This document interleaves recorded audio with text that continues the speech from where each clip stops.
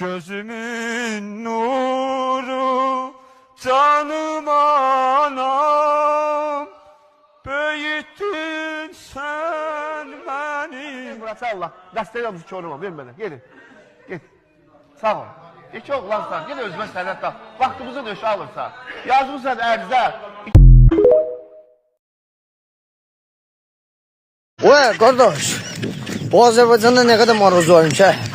Ayaklarım kırıldı canım için. Kardeş, kim cüce eti xaladenliyə koymak istəyirsə xaladenliyi ləğv veriyor. Sen ülkenin Azerbaycan'a bütün maruz. Özü donacaq.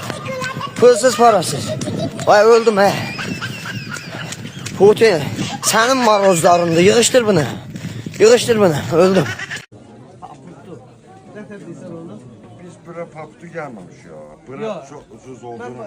Mənə deyir ayaqqabıları bu qədər ucuzluğu necə eləmsin? Deyirəm valla paptu aldım. Yani ben niye ucuz versen de maraqlıdır. Az qoymaq lazımdır, çox satmaq.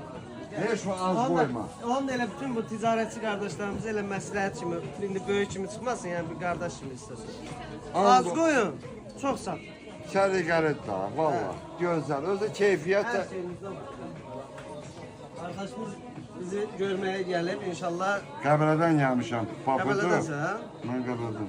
Maşallah, gözəl təbiət. Mən məlumat çatdı, inanmayıb gəldim. Yol gedə-gedə nətə inanmadım. Açığa. Dedilər ki, oradan 300 manatlıq uşaqlara paltar almışıq. Bu qədər pul ödəmişik. Dedim, ola bilməz. Özdə bir vaqon var. Krosovkası belə. Dedim, ola bilməz. Həmən adam da işməyən adam da ağlı başında. Gəldim onu araşdırdım, görüb belədimi. O adam uduzdu. Amma indi baxarsan qiymətlərə. Mən uduzdum. Şişmirə düzün deyəsin. 70 manatda giymiş.